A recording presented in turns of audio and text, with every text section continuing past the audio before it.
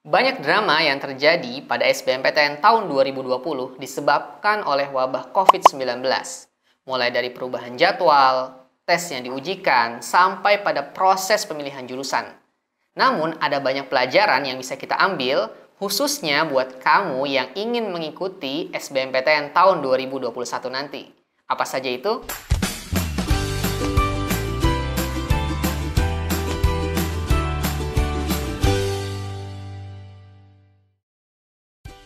Di SBMPTN tahun 2020, PTN yang banyak diminati oleh peserta masih didominasi oleh PTN-PTN yang berada di Pulau Jawa. Menurut data yang kita dapatkan dari LTMPT, 10 PTN yang menempati peringkat teratas dengan peminat terbanyak ya. Yang pertama itu adalah Universitas Gadjah Mada dengan jumlah peminat hampir 62.000 lebih. Lalu disusul Universitas Brawijaya, ada Unpad, lalu kemudian UI, UNS, Undip, UPI, UNY, USU, dan yang terakhir adalah UNJ.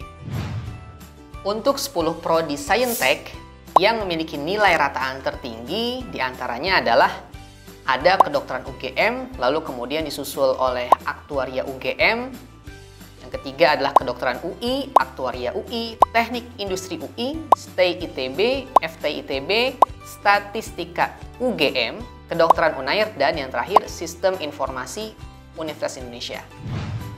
Sedangkan untuk 10 prodi Soshum yang memiliki rataan tertinggi di SBMPTN tahun 2020 adalah yang pertama itu FSRD ITB, yang kedua HIUI, lalu kemudian disusul oleh HIUGM, lalu juga akuntansi UGM, akuntansi UI, manajemen UI, manajemen UGM, ilmu ekonomi UI, sastra Inggris UI, dan yang terakhir adalah psikologi UI. Selain itu, kita juga bisa melihat data 10 PTN yang memiliki nilai rata-rata tertinggi. Untuk di Saintek, itu adalah ITB, UI, UGM, ITS, Undip, Unpad, Unair, UNS, IPB, dan yang terakhir UPN Veteran Jakarta. Sedangkan untuk Soshumnya itu adalah PTN ITB, UI, UGM, ITS, Undip, Unpad, Unair, Universitas Brawijaya, UPN Veteran Yogyakarta, dan yang terakhir UPN Veteran Jakarta. Nah, dari data tersebut kamu bisa mengetahui mana PTN dan prodi dengan tingkat persaingan yang cukup tinggi. Nah, untuk data lengkapnya kamu bisa melihat atau meminta kepada guru BIP di lokasi tempat kamu belajar. Bagi kamu yang ingin memilih prodi pada SBMPTN tahun 2021 nanti, minimal kamu harus memiliki kemampuan dengan nilai rata-rata yang ada di prodi tersebut supaya kamu bisa bersaing.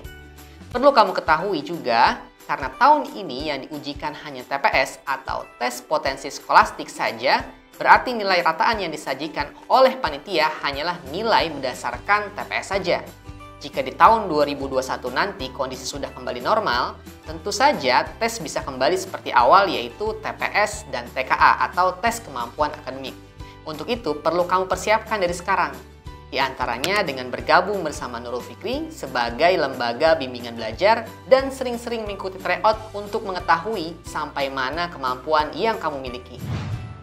Teman-teman sekalian, jumlah peserta yang lulus di SBMPTN tahun 2020 adalah 167.653 orang, atau sekitar 23% dari total peserta yang mendaftar sebanyak 702.420 orang.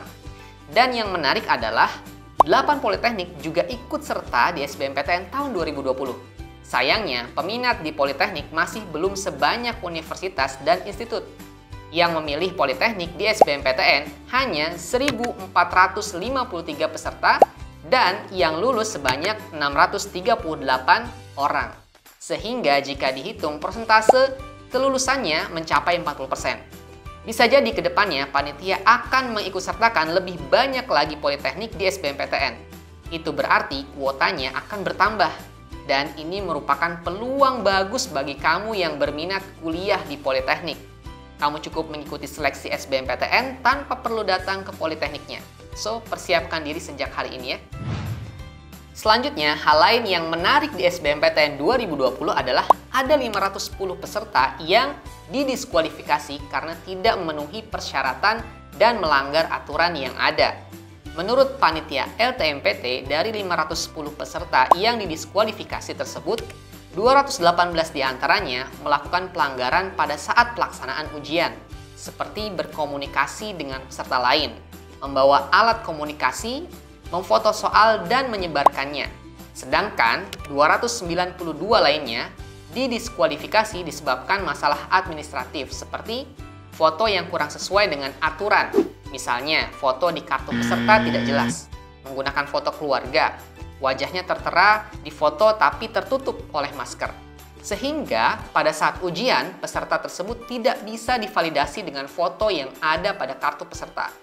Hal seperti ini bisa jadi pelajaran bagi kamu yang akan mengikuti SBMPTN di tahun 2021. Ingat ya, jangan sepelekan hal kecil seperti data diri, foto, dan sebagainya. Isi data dengan teliti dan tepat pada saat mendaftar. Lalu baca aturannya dan ikuti, kemudian jangan coba-coba untuk melakukan kecurangan. Semoga ulasan singkat ini bisa memberikan informasi dan gambaran awal seputar SBMPTN bagi kamu yang akan mengikutinya di tahun depan. Jangan lupa untuk mempersiapkan diri dan tetap semangat. Assalamualaikum warahmatullahi wabarakatuh.